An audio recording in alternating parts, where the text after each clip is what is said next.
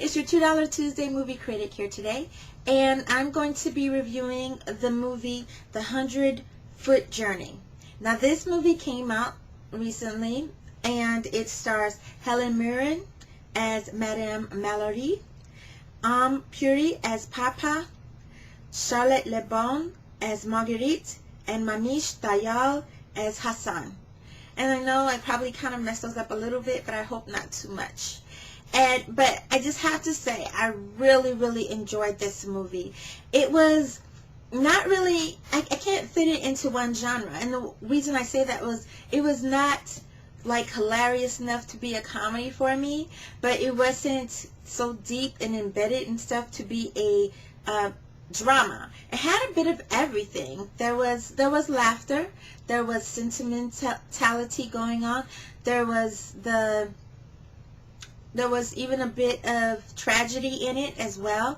So it had a lot of the elements to it. It was a beautiful movie. I definitely watch it again. I loved it so much. Now, this movie, as if you've seen the previews and the introductions and the explanations about it, it is centered on food. But I believe it's centered on more than just that. It's also centered on a connection. Not just a connection with food, but a connection with family, a connection with friends, a connection with your community. I suggest it to anybody. Full disclosure, it took me a while to go see the 100-Foot Journey because like I said, I don't watch these type of movies or shows or anything. But I said, why not? You know, because I have watched them in the past, and I enjoyed those that I talked myself into watching. Normally I wait until they come out on video or something, but I was like, I'll go to the movie theater and watch this. And I'm glad I did. I like the way the chemistry between the characters.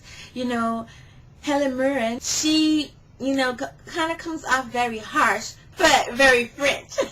And one of the things I find is that they normally like a lot of conformity. They don't like things out of order. They love their people, their country, and they like just like pretty much anything that's outside of that. Let's just say Helen Mirren's character, Madame Mallory, played a French restaurateur to the hilt at the very beginning when Papa and Hassan and his siblings and his mom, they have a restaurant together, and it's in a very political time, but his father tells him it's all about his food, and his mom is a great teacher to him and teaches his son all about food, not just how to cook it, but how to taste it and how it is a part of him. And one of the things that she says to him, you know, that really resonated with me was that the food is not just food, you know, it was the spirit of others. And she has him like, can you taste it? One of the things about this also that they bring to the forefront in this movie is that when people think of Indian food, in this case, you don't think of it as being a culinary art. They consider it to be ethnic food. And yeah, okay, it is ethnic food, but so is French. It's ethnicity. Everybody hates ethnic food. But in this term, and the way they use it in this movie, ethnic is a bad thing. It's almost like an insult. In the small village of the town where Madame Mallory has the only restaurant, and of course, it only serves French cuisine. She is that person that is determined to make it so that we already had conformity, we already had things the way we wanted them to be. We don't need your kind coming here changing. And it's not necessarily she dislikes them because they're strangers or they're new to the town. It's because they are different and they want to bring new things. And in small towns, just about any small town you go to, you'll see small town people don't really like change. You know, sometimes they have it in big city people, but definitely small town folk don't like change. Things go about where Madame Mallory, in her effort to get rid of these people, does not understand, or does not, and she understands, but I don't think she sees how far that others are willing to follow her into getting rid of these people, and bad things become worse, and then she sees what she has done, almost too late, thankfully not too late, but almost too late, and she rectifies the situation to the best of her ability. At the same time, it's not like Papa and Hassan and the rest of them are just sitting by letting these things happen, especially Papa. He is so great in this movie. Papa is played by Puri, and I hope I'm not pronouncing that wrong, but oh my god, he is so great. He totally reminds me of James Earl Jones with the voice, voice with an accent, of course, but still, a beautiful voice, and I love to hear him talk, and the interactions between he and Madame Mallory are just so full of chemistry. Just as, you believe that he is the father that wants to protect his kids at all costs, and they are still his kids, but he also knows that they have to go out and find their way in the world. He just wants to keep them protected. It's great for families. I personally think that it's good for all ages. I didn't hear any curse words in there. There's even a little bit of romance going on, not just between Madame Mallory and Papa, but also Hassan and Marguerite. Marguerite is a cook that works for Madame Mallory. She's a French lady, and even there, it's not just as what you would expect to happen. You see things happening in one way, and then all of a sudden things kind of change around. When they show how they make the foods and things like that. Like I say, they do both show French food, and they show how they make some of the Indian dishes as well. And it's just grand, how they pick the different items fresh from the market and things like that. Oh my gosh, food should not just be consumed, but it should be enjoyed and using all the senses. Yeah, and that's my opinion anyway. That's one of the things that I got. And the connection between family, the connection that comes between friends and loved ones. Food helps in that connection. It does. It really does. It's really great. So I'll definitely go see the movie again. I actually plan to buy it when it comes out on DVD.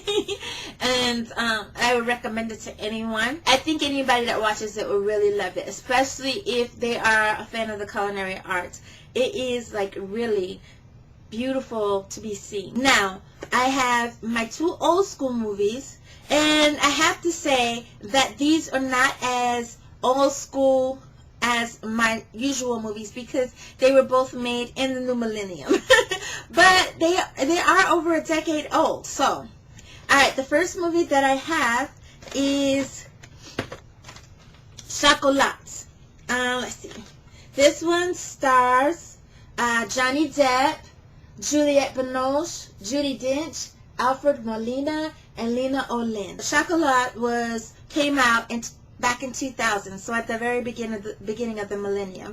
This is a small French village, just like the other one, where we have a town of small townspeople that everything is conformed, everything is a certain way, and Mr. Mayor, who is in charge of this, makes sure that it stays that way. Just like Helen Mirren, when you see 100-Foot Journey, you'll see that she has the ear of all the officials in the village. Just as in this movie, the mayor in Choclat has all of the ear of everyone. Everyone pretty much is under his thumb because he has it that way. The two characters that come into play, Vienne and her very, very cute little daughter, Anouk, come into the town like almost on a wind. They are drifters. And as you see later on in the movie, Vienne comes from a long line of women that drift with their daughters. So, and she's just keeping the tradition alive. She opens the chocolate shop, and everybody, of course, is very curious about it. And because the mayor himself finds Vienne's attitude and her way of doing things not conforming to his standards, he already starts talking bad things about her to the villagers. And of course, he has the ear of everyone. just like Madame Mallory has the ear of everyone in the 100-Foot Journey. Vivienne, who's a very strong-willed person, does not let this bother her, and she continues to be who she is, and she also protects her daughter. She does confront the mayor, who does not relent. Another group comes to the village who's led by Johnny Depp. His group is a bunch of drifters, as well as they call them in the movie, river rats, because they go from one town to others on boats, and they just stay for a little while, you know, and they move on.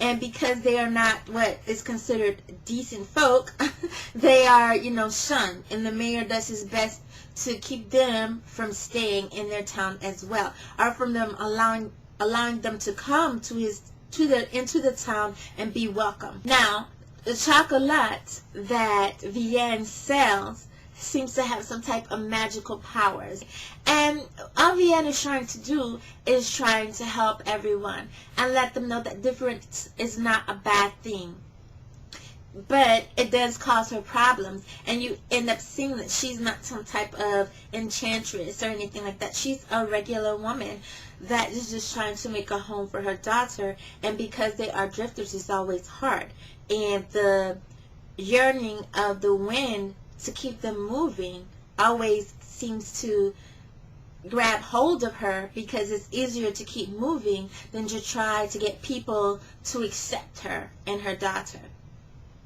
So, and you get to see that all in the movie. It's a really excellent movie. I love it still.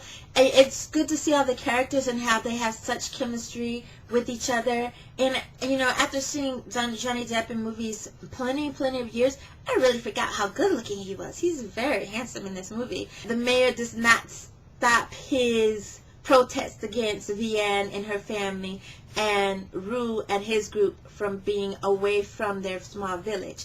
And just as Madame Mallory causes more problems than she realizes that she's causing by trying to get rid of this family, just as she does that, the mayor ends up causing the same type of problems. Surprisingly, with the same results. You know, I won't tell you what they were, but yeah, he gets kind of like the same results that he was not expected to get. And that's when you realize that the mayor is not out to really hurt anyone physically. He just wants to stay in control of his place after he realizes how much his zeal and pretty much hatred for these people is causing, you know, all these problems, and he realizes how bad it has gotten, and he kind of like loses control himself.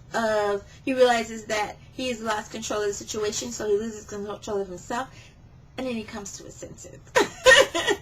And, you know, it's a really great movie. I recommend it to anyone, even though it has a hint of sensuality to it. It does. There's not sexuality in it. It's not ugly or crass or anything like that. It's actually beautifully made. It is PG-13, so, you know, and rightfully so.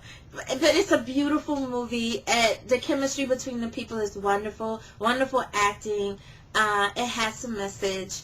And it is, you know, really great. It was a lot more funny than 100-Foot Journey. And the way people were sneaking around to go into the chocolate shop out of the mayor's eye. That was also very, very funny. So it was a great movie. Very, very wonderful movie. And there was the romance, of course. Not just with the food, but in the community. It was a wonderful thing. The second old school movie is Tortilla Soup. Now this Tortilla Soup came out in 2001. So just a year after Chocolat. Tortilla Soup had a lot of great actors in it as well. There was Hector Elizondo, who was the patriarch of the family, and he is Martin. And then you have Jacqueline Obradors. She is the middle child. She's the businesswoman, independent daughter. Then you have Tamara Mello, who is the youngest, the free spirit, like most. Her name is Maribel. And Elizabeth Pena, my girl, Leticia, and she's the oldest daughter. She's an ex-Catholic, new Christian, also a school teacher. Oh my gosh, she just is wonderful in this movie. She is my favorite character in this movie. And you have the most excellent Raquel Welch, who's Hortensia, and she is the widow in this movie. So, the way I compare Tortilla Soup to The 100-Foot Journey is the family factor and how the food connects the family in both situations. In Tortilla Soup, Martine has 3 daughters, and each Sunday they have a meal together. They all live together. He stays in the house. They stay with him in the house, and each one of them, as they're getting older, is decided that for whatever reason they're wanting to move out. And Martin, at some point in the movie, actually says he doesn't have a problem with them moving out, but he wants to make sure that the next step that they make in life is the step that's going to make them, you know, a better person, so that they're prepared for the world out there. It's like in the 100-Foot Journey, how Papa has lots of kids. He has 3 sons and 2 daughters. But he really only focuses on Hassan as far as preparing him for the world. Even though Hassan is not the oldest. He does have one brother that's older than him. But Hassan is the cook. And Papa knows that he's not just any cook. He has the gift. The whole family knows it. So they all support Hassan in this. And Papa still does not have a problem with Hassan moving on, but he doesn't want him to just go anywhere. Like when he discovers, or when Madame Mallory comes to Papa to say, I want to teach your son.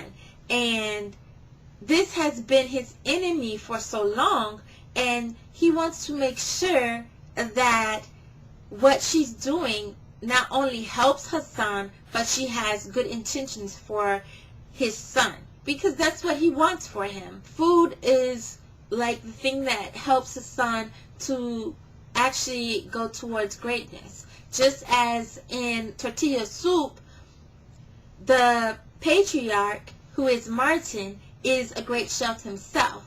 And because he's been a chef for so long, he has had greatness in his life because of it. But he wants it for himself. He does not want it for his daughter, Carmen, the middle one, that wants to be a chef. So she does what her father wants, and she, you know, stays away from, you know, culinary arts, and she goes into business. And even though she's miserable, she's actually very great at it. So you have the whole family dynamic. And Martin, every Sunday, he makes a meal for his daughters, and they all eat together and discuss.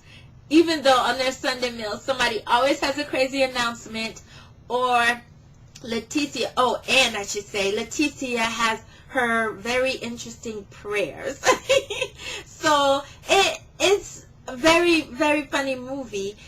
But the whole connection with the food, the way Martin prepares the food with such great love for his family, and, you know, even the friends that come over to eat, and he does it so meticulously, and they show every detail of it, from the point where he starts with just one item and he adds the others, and the process that he goes, it's just great. And then with the 100-Foot Journey, the same thing, when Hassan is making his meals, and, you know, they show even how they pick out the different items, and they come and they put them together and they make them. Oh my gosh, so great.